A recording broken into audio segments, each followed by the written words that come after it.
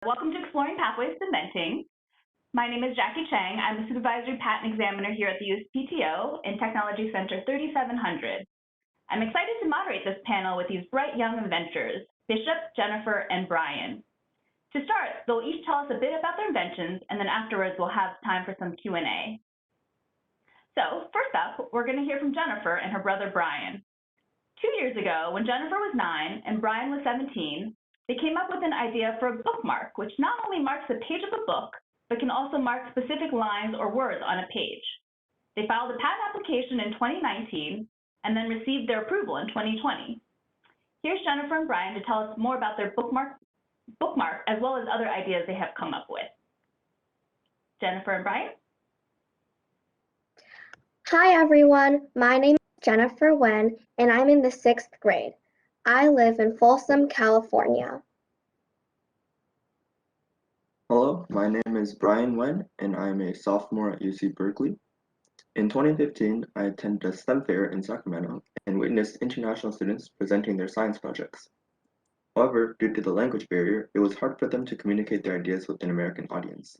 As a result, I decided to create the Youth Helping Youth International English Club, or YHY, to teach English to students in non-English speaking countries.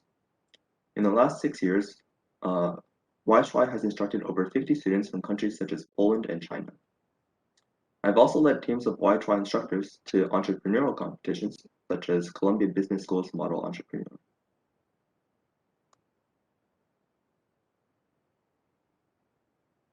I like crafting and inventing. I often find homemade ingredients and I use them for my crafts. A few years ago, I was looking through my mom's sewing box, and this is what my mom's sewing box looked like. I often found cool colored beads and string in there, but that time I found Velcro. I wanted to use Velcro for one of my crafts, so I wrapped it around a few of my toys, until I wrapped it around a book. I wrapped the Velcro stripped around the book, like this. And I wrapped it around 2 pages. I then taped a little arrow to it.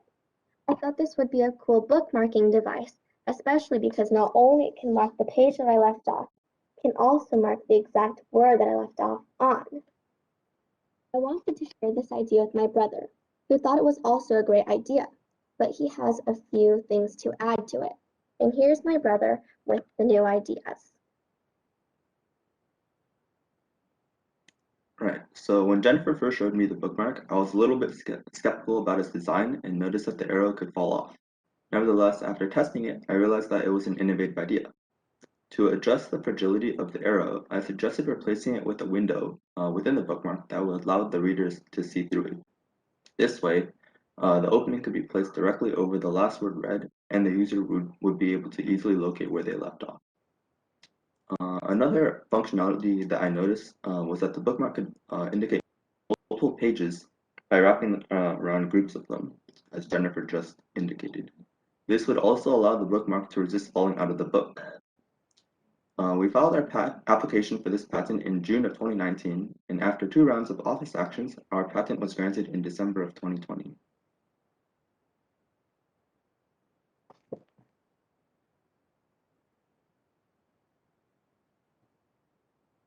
And actually, before our patent was approved, we were asked if we would like to make any adjustments or improvements to our invention. So we took this opportunity to file a continuation in part, or CIP patent. The improvement that we included is a motion-sensitive timer with an alarm. I thought this feature would be useful because I often find myself dozing off while studying for classes or the SAT. When the timer does not detect motion after a set amount of time, it sets off an alarm to alert the reader to resume reading. We applied for this CIP patent in November of 2020.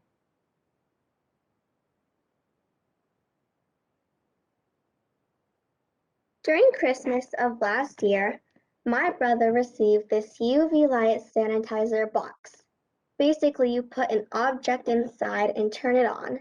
After a while, it will sanitize your product. I thought this was a brilliant invention, especially because it can help fight the COVID-19 virus. I noticed that in order to use this box, you have to plug it into an outlet. I thought it would be a good idea to make it rechargeable. That way you can use it anytime. I also noticed how this box looked a bit bulky. I noticed how it cannot fit into my small purse or my backpack. I wanted to make this box adjustable. That way it can fit into many different areas. I also thought it would be a good idea if it can fit into different areas such as a small purse, a backpack, or even as big as a suitcase. And here's my brother Brian with the details of the design.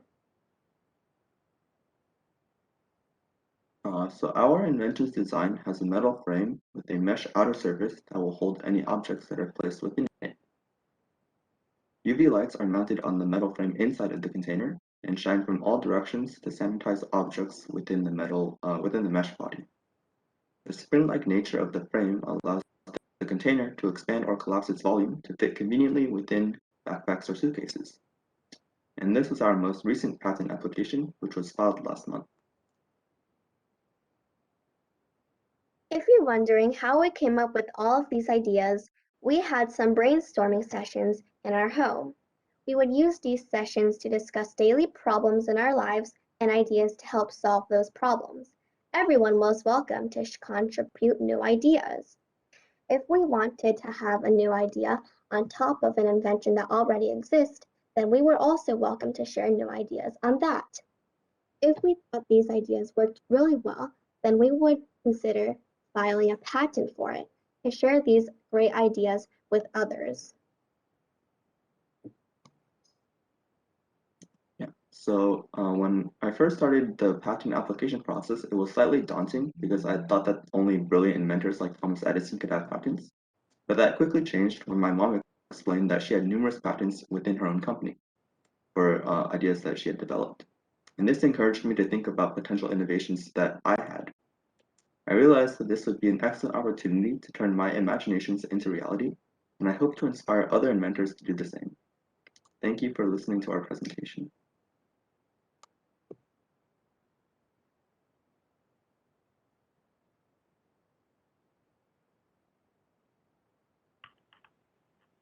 Thanks, Jennifer and Brian. It's great to see you both. That you both see the world with the inventor's eye, not solving with what's been done, instead continuously coming up with new ideas.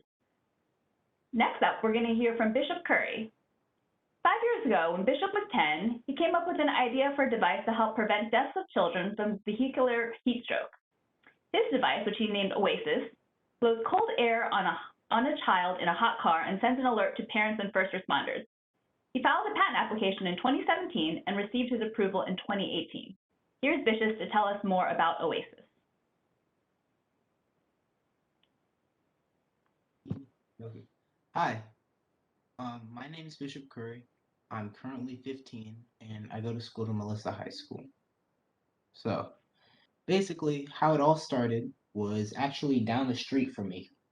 A baby named Fern died in a hot car. And like on the summer news, this would happen an insanely a lot of times throughout like the entire state of Texas. Either from like parents just forgetting about their kid or their pet in a hot car, or who knows what happens. But long story short, it would happen a lot. So I thought I would take a crack at solving this issue. So I took a pen and paper and started drawing down my ideas. And then I told my dad about it, and he said he would try his best to help me out. So after reaching out to a whole bunch of other businesses, some reached out, and we actually got really far with the idea so far. We even had a GoFundMe page to fund the prototypes we were starting to crank out. And we met with a really nice company in Georgia named Kicker Design, which they gave us our first actual functioning prototype with super strong jet engines, not real jet engines though, but you know, really powerful engines, super coolant. It's amazing. And long story short, like I'm so thankful that everything happened the way it did for my idea to just go out there and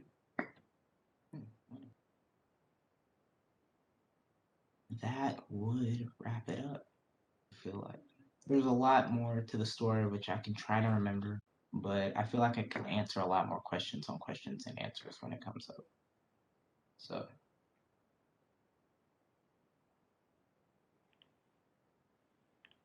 Thanks, Bishop. It's great you're able to take something tragic and turn it around into something hopeful of reducing hot car children deaths. Thank you. Okay, so I guess I'll start off with some questions. Since I'm here at the patent office, I'm always interested about patents. Jennifer and Brian, you did mention you learned about patents from your mom. Bishop, how did you learn about patents?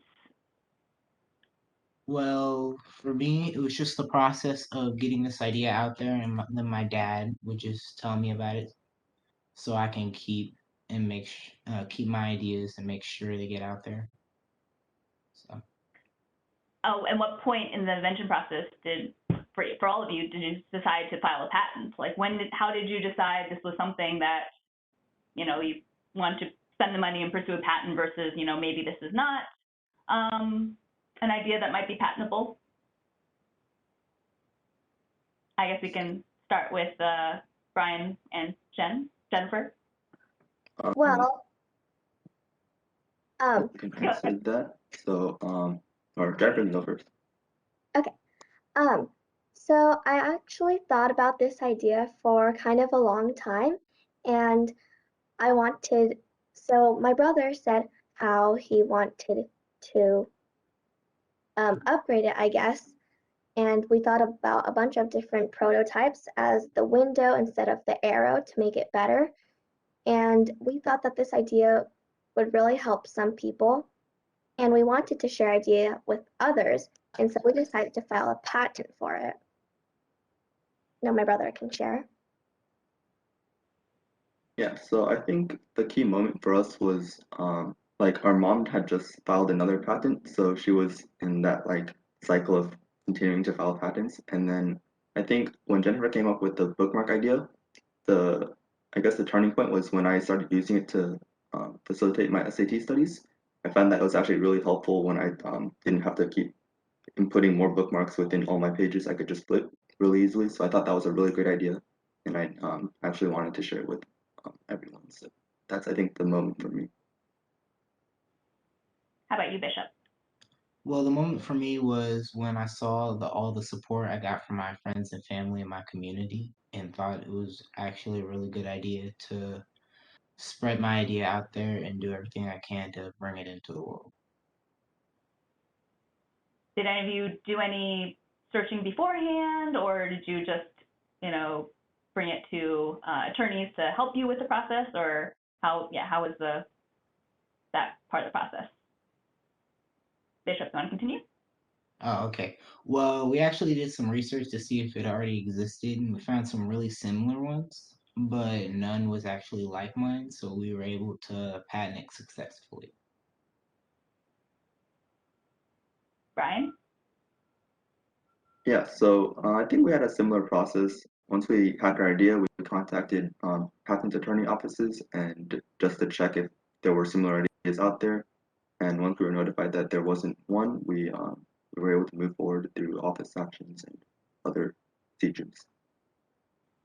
Also, Great. before that, we searched on a couple of different websites such as Google and Amazon to make sure that it wasn't already a product. And we also hired an attorney to help us search to see if it was already an invention before we filed the patent. How did you guys decide for financing for all the attorney fees and the application and all that? I know that can be an expensive endeavor. Well, my mom actually thought that our idea was really good and she wanted to support us with it. And so she said that she could help us with that because she really wanted us to reach our goals with this invention. Brian, do you have anything to add? Not much. I think that's what our general consensus was. How about you, Bishop? Well, how we got all the money for our invention was during a news interview of mine. The interviewer suggested that we use GoFundMe, and our GoFundMe actually really took off, and that's how we were able to pay for a lot of the fees and things like that. How did you do any promoting marketing for your GoFundMe, or how did that all kind of, yeah? mainly just spreading the word anytime I would go on an interview and things like that, asking my parents to, spread the word out and just, making YouTube videos, stuff like that. How did even the first interview happen, or how did, even you gain traction on your invention, your idea? Well, it mainly just like kind of like snowballed from me being like on like a tiny slip on a newspaper to like, going on to all these news interviews and things like that. Any general thoughts or advice for viewers on the patenting process, Brian? Yeah, of course. So I think one of the main lessons that I learned was to always just have an open mind and be willing to accept like ideas that at first you don't think are viable, and maybe if you like discuss it or maybe refine it more, then it might actually turn into something that you're proud of. So I think that's the biggest takeaway I had. How about you, Jennifer? Well, I would just think don't give up if at first your patent gets declined because you can always have more like better versions of it. Bishop? For me, it would be like you never know when an opportunity is going to open up. So always keep your eyes open and be persistent on your craft. That is excellent advice. I like that. Did you guys run into any bumps or setbacks during the development process, and what did you guys do to overcome them? Jennifer, you want to start? Yeah, so actually I had a bunch of different prototypes of my invention because at first I designed it with an arrow like this one, but then my brother started using it and he discovered that it was a bit floppy and would often fall off. And so he helped me design it and he added a window so it can't fall off and it looks a little more pleasing to the eye. And so we had different prototypes of it. And when our patent first got declined by the attorney, we made it better and we um, made a bunch of different versions of it. And so it would be better and better. Brian, do you have anything to add? Um, I'd say the biggest setback is probably just getting started. Like most people like just don't even have the initial push to think about inventing. So I think just getting over that part of like stopping yourself from getting into the invention process, I feel like is probably the biggest. And then after that, once you already have like the initial momentum, you just have to I guess rough through or smooth all the rough patches. So like through the office actions, we were able to discuss like what could change, what we wanted to keep, and then just figure that out. But I feel like the most difficult part was just starting out for me. Yeah, that is a very tricky area to just jump right in. How about you, Bishop? Did you run into bumps or setbacks during the development process, and what did you do to overcome them? Actually, a lot what Brian said. Just starting off, like not knowing anything about how to like getting a patent and just learning all the ways to get to the goal.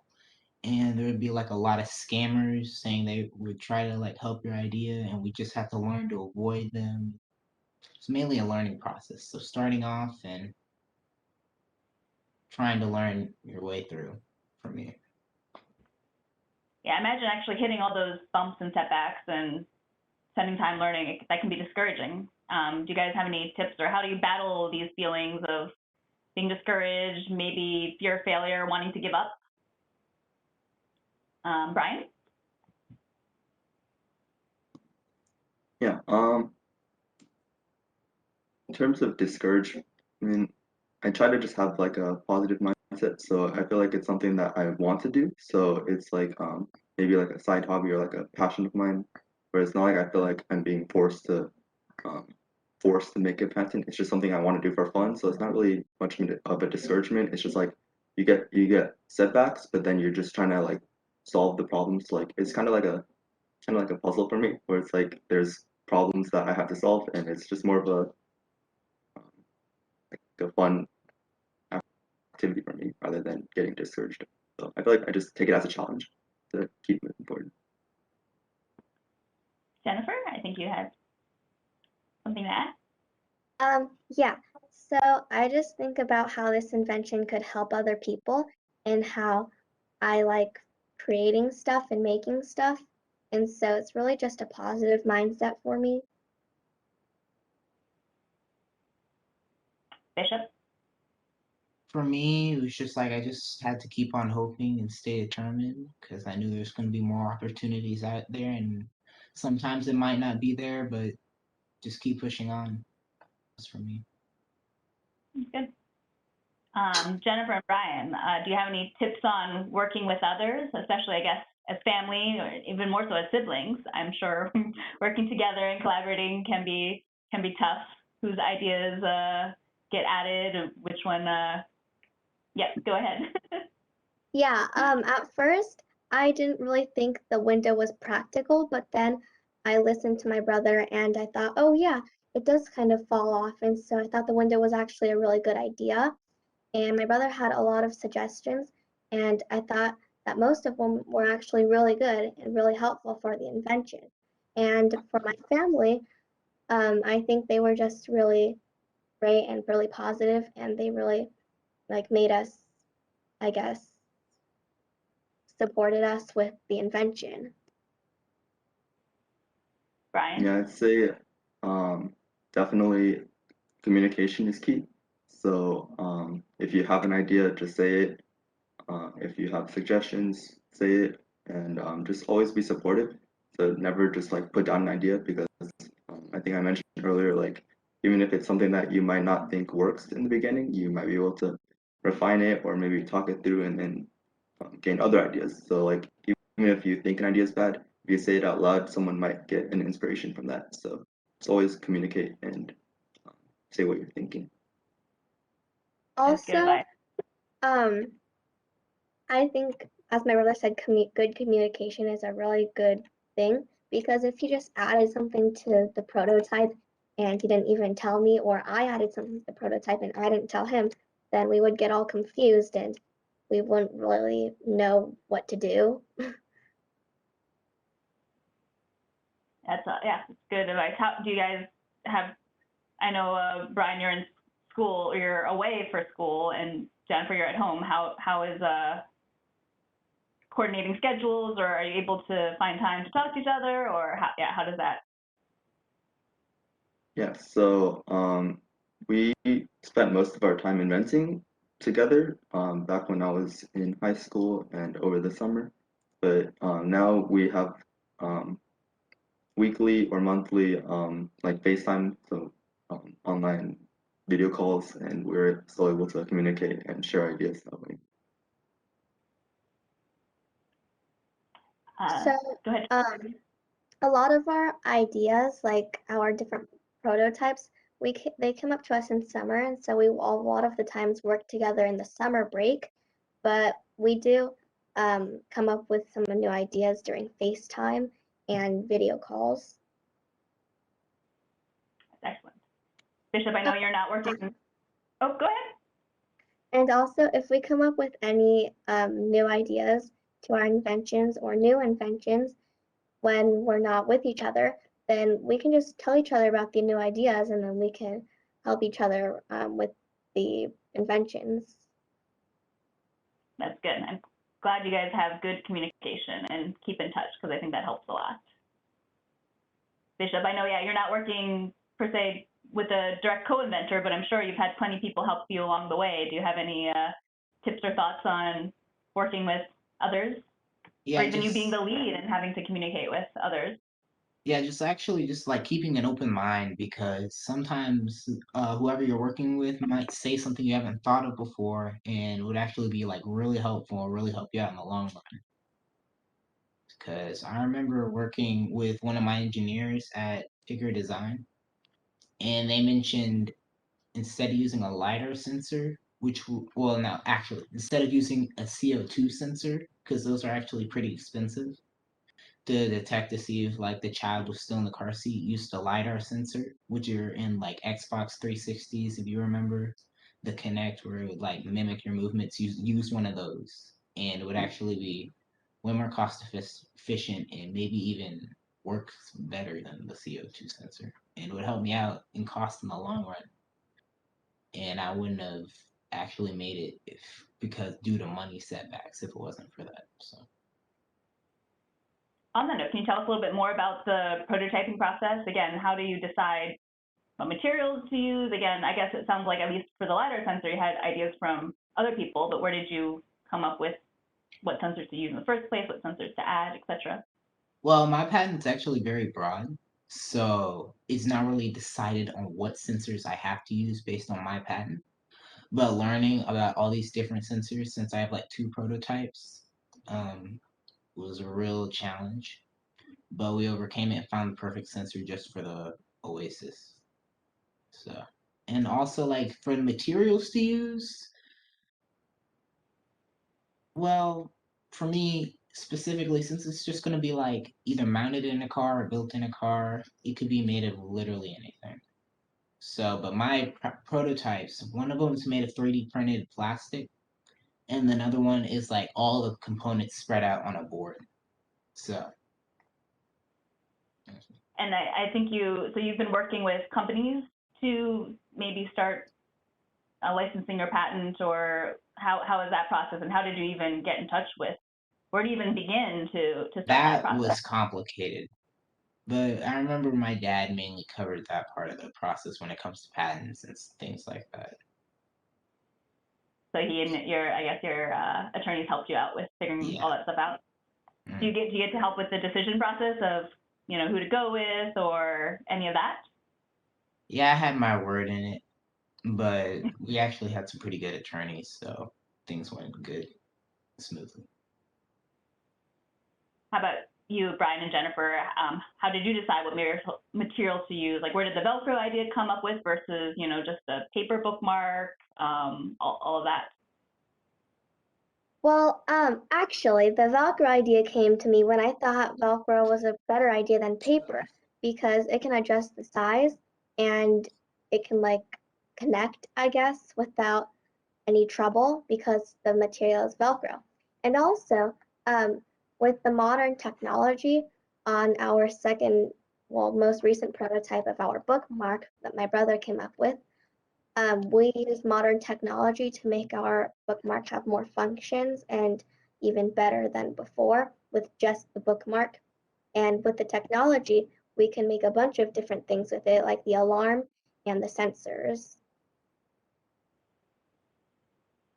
How did you guys incorporate that? Or, because I think, again, it must be a jump from working with purely mechanical, elements to adding the electronics and more technology. Mm-hmm. Yeah, so the alarm clock or alarm timer idea came to me when I was studying, right? And I noticed that sometimes if I spent a long time studying, I would doze off or fall asleep under the book. So I realized that if there was a motion sensor or some way that it would be able to tell that I wasn't flipping the pages regularly, then it would start beeping or have some kind of alarm. That way, it would notify me that I had stopped my progress, and it would allow me to continue. So that was the way I came up with the alarm. And how are you guys moving forward with your invention, cost-wise, production, licensing, all of that? Well, some company actually reached out to us, and I think it's called Patent to Product. And we're thinking about commercializing it and turning it into a real product to sell. But about the last question, actually, for the prototype, we can actually get a piece of technology to set the alarm. So I actually used one of my old watches, and I could set alarms on there, and there would be like lights to, I guess, have, and when the timer goes off, it'll have some lights. And so I used that part to create the technology from an old watch. Good reusing. Brian, anything to add with, I guess, the moving towards invention, deciding, I guess, who to go with, and even to, commercialize it and all that? Right. So right now we're just exploring like which companies could work with us. We've had a couple suggestions from past inventor panels. and there was like a librarian that told us about like a book materials company that we could contact. So we're just exploring which companies we want to work with at this point. Hopefully you guys find something good and can work things out. So you guys are all still in school. You have, extracurricular activities. How do you balance all that, spending time on working on your inventions, coming up with new ideas with everything else in life? Well, actually, yeah, I am in school and it can be pretty busy.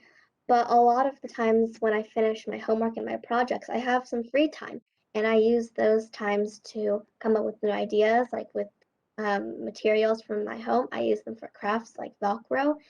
And as for like the upgrading prototypes, we can talk with my brother in our free time on FaceTime and we can come up with some more ideas to help.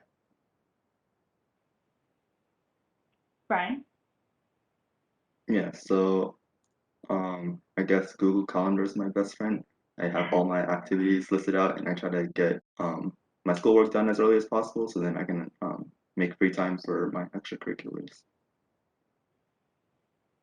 Yep, go ahead, Jennifer. Actually, in the chat, I saw, could you see yourself doing this as a career? Well, if I commercialize the product and I actually turn it into a real product, then I can see how it turns out if people actually like this product.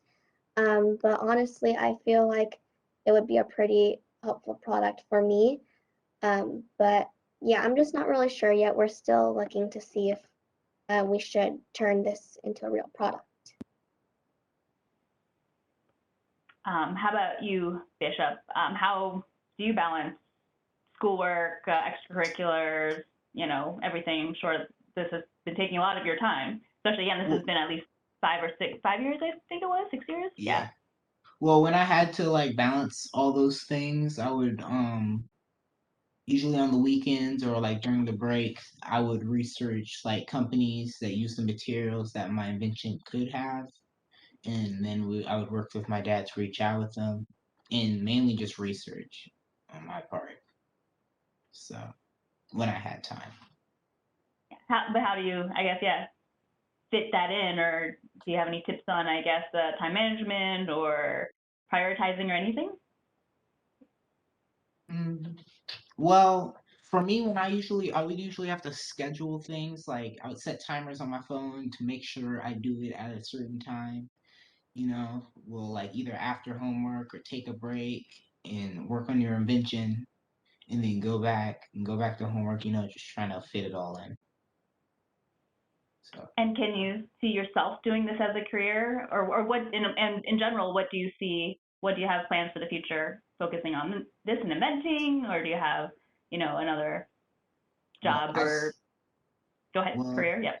I still want to keep the invention aspect, but I plan on going into the medical field. So, and usually, when I will save up enough money, I can like draw out another invention if I get the chance. So. And you want to stick with the medical kind of aspects. Mm-hmm. What about you, Brian? Do you see being an inventor as your career, or what right now? I think you're studying chemistry. What are your plans with all that? Yeah, so I'm a chemical biology major at UC Berkeley, and I know in the Bay Area we have a lot of startups, a lot of entrepreneurial ventures. So definitely we'll be keeping an eye out for any kind of opportunity to keep inventing.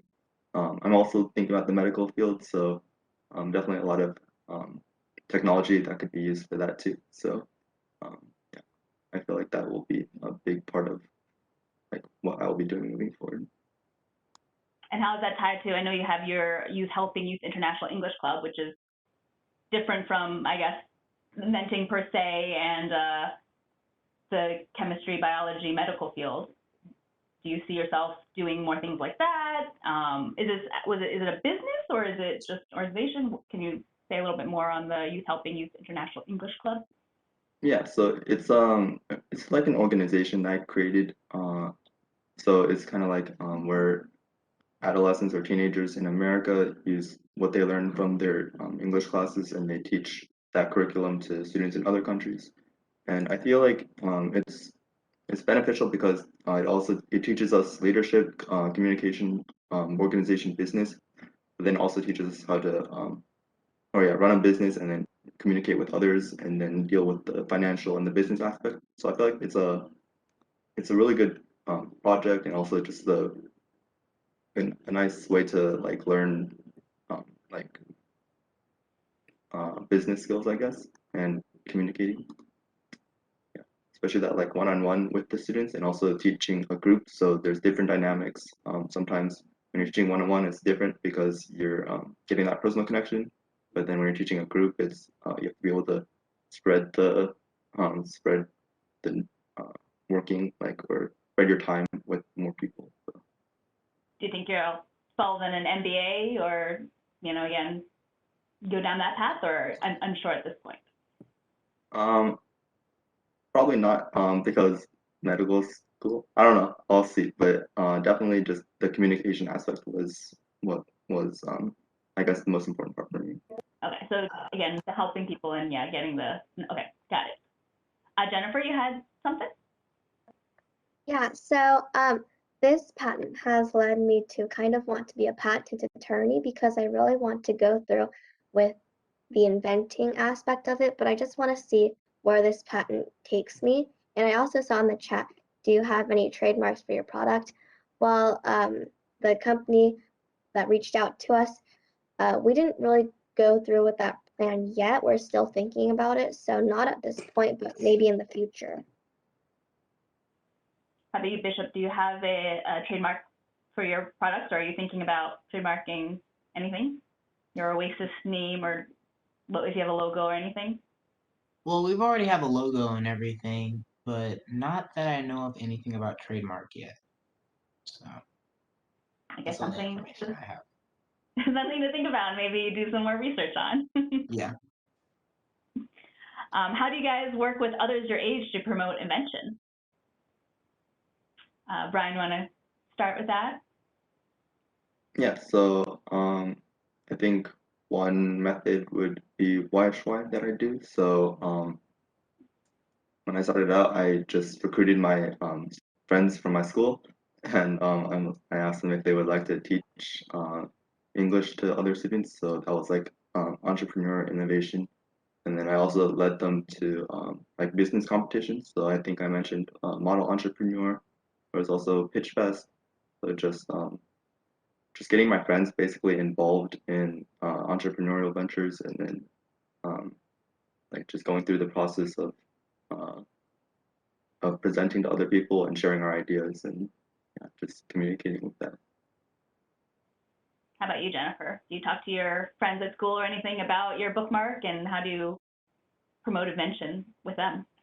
Yeah, so actually, my friends at school and my neighbor, which is also my friend, she's interested in my product, and my friends are too. And like, if I actually do turn it into a product, they want to like test it out and like maybe purchase it. And also, something that I can use to promote the product if I choose to commercialize it are like social apps like TikTok and YouTube. I can post some videos on there, and um, I see a lot of people are promoting their businesses with those types of social apps. Yeah, using the social media is definitely a way to promote nowadays. How about you, Bishop? How do you work with others your age to promote invention? Do you talk with your classmates about your projects and all that? Well, I mainly try to show my friends to see like the fun part about being creative and like making things. So I like try to encourage them to join my robotics class or engineering class or come to like the summer camps I used to go to about engineering. That's good. It's definitely good to spread the word because, again, patents sometimes is something you don't really think about. Again, it's good that you guys have people around you to help you and so you can learn from them and know about it. Speaking about of the people around you, who or what inspires each of you? Bishop, you want to start? Well, mainly my dad inspires me because he makes me feel like I can do anything. So How about you, Jennifer? Well, first, what inspired me is that I actually really like making crafts and experiments. And so I really just wanted to see what I could do with the Velcro and see what I could use it for, wrap it around.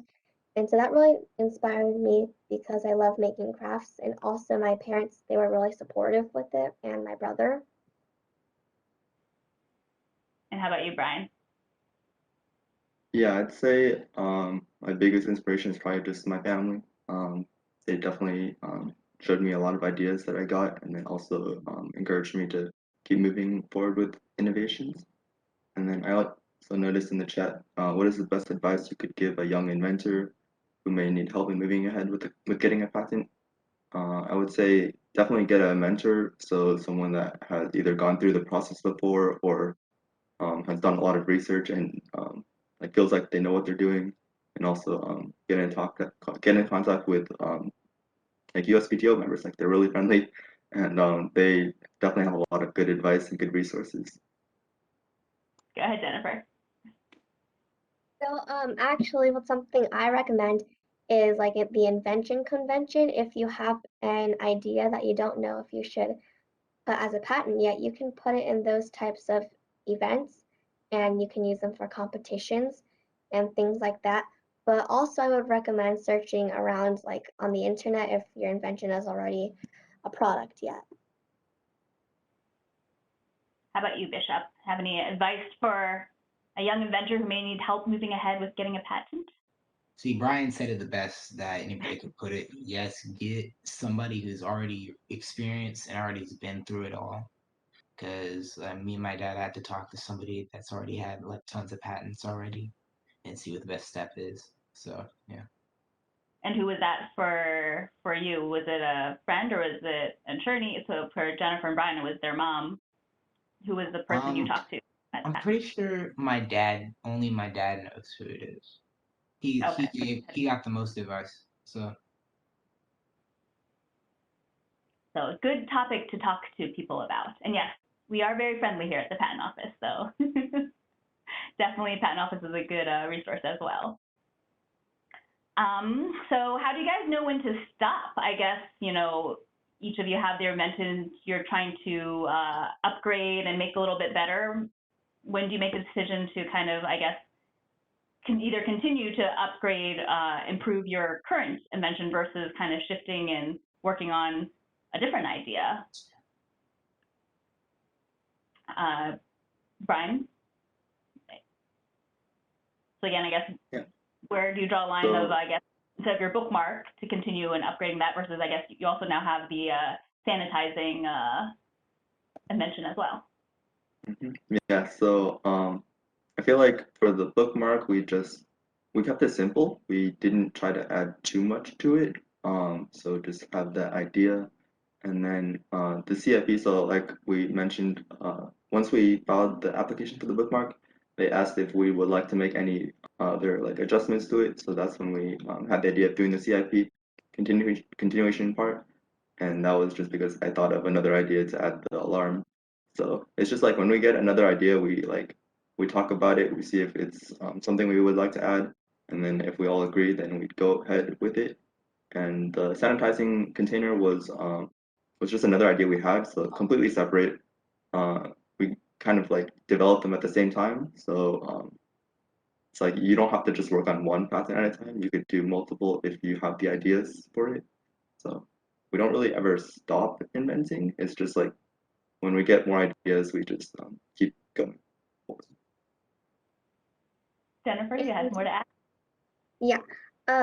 For the bookmarking idea, I kind of wanted to keep it simple with the Velcro material because that was like the first idea, and I think it works really well with the marking like one word, like the exact word that you left off on, not just the page.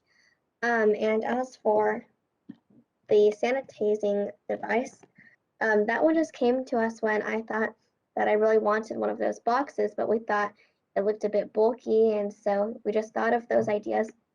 And also, I think it's just a good idea to like leave your patents if you don't come up with any more ideas for it.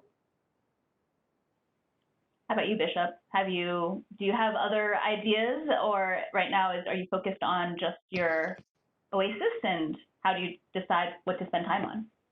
Well, I actually have a book full of ideas, like whenever I get them in like the middle of the night or whatever, and I know when to stop working on it when, or actually for me, when there's actually a problem that arises that needs like a tweak and maybe this needs to change or that needs to change, but if it's not broke, then like don't fix it for me. So whenever it needs to be fixed or something needs to be changed, you know. What about, I guess, your book of inventions? A book of ideas, rather? How are you going to choose which one to start on next, and when to start on that next one? Well, usually I have like my like most favorite ones or what I think are the smartest ones. So those are the ones I'll typically usually work on next, or if I come up with one in the middle of the night or get inspired by something, then that's what's gonna come next. So Good. I like this idea too of just having a book where you write down your ideas, because I'm sure it's useful to flip through it and um, see yeah, what maybe to work on next, or what might be good or bad. Mhm. So I think we're running close on time. So I guess to finish off, do you guys each have any last, I guess, words of advice or thoughts on the invention process and patenting process? Yeah, go ahead, Jennifer. So one thing that I would give is don't give up when your patent at first gets declined by an attorney, or you see something that's kind of like your patent. You can always upgrade it. And also, if you have your invention, I would say don't push it. Don't make it so like it has to be that good, because your invention can be unique.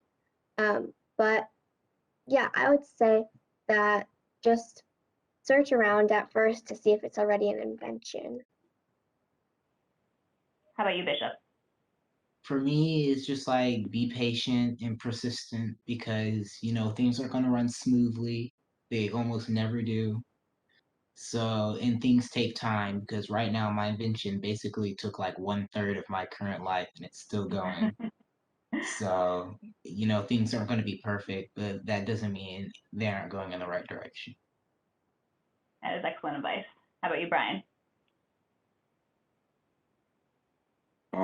I'd say last words for me would just be, um, I think anyone can have an idea, and it's just up to them to like develop it into what they want it to be. Like if they want to patent it or they want to make it an invention, they can do it. It's just like for me, it's don't just like discourage your ideas. Just like maybe think a little bit more about them. See like if there's something you really want to pursue, and if they are, then you can move forward with it. But don't just dismiss it. All excellent advice. And thank you so much for sharing your thought process, your ideas. I'm sure it helps everyone to hear, especially from you guys young. You're starting this early, so you'll have, I'm sure, many more inventions and patents down the line in your future. And so I'm sure you inspired our InventionCon attendees to start thinking of ideas and creating new things. Also, thank you, InventionCon attendees, for watching. I hope you enjoyed this session and the many more we have to come. Thanks. Thank you. Thank you. Thank you. Hello, this is Dennis. So, Jackie, you did a great job. I want to say that was an inspiring moment to hear young people be articulate, share their ideas with attendees and with Dennis. And I just thought it was so inspiring. And the way that you kept them engaged to um, give up information. Although they had it, they were willing to share it. So I want to thank you for just that wow moment that we just experienced. And so What I would like to do next is we're just gonna go ahead and I'll just tell the crew we'll move forward with our video so that we can just keep things going, and then we'll come back and do that. So thanks, Jackie, Bishop, Brian, and Jennifer. That was an empowering moment. And we got a lot of details from you in terms of how you did, what inspired you, and what are your next steps. And those can become gold nuggets for others who are out there wanting to do what you did. So I thank you.